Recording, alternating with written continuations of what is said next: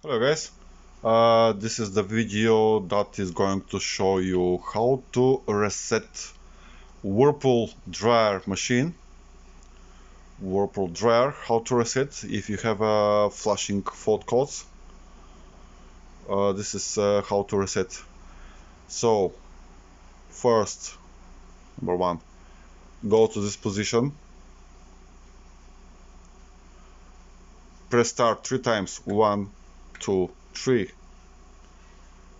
switch to this position 3 times, 1, 2, 3, and switch to this position. Wait for 5 seconds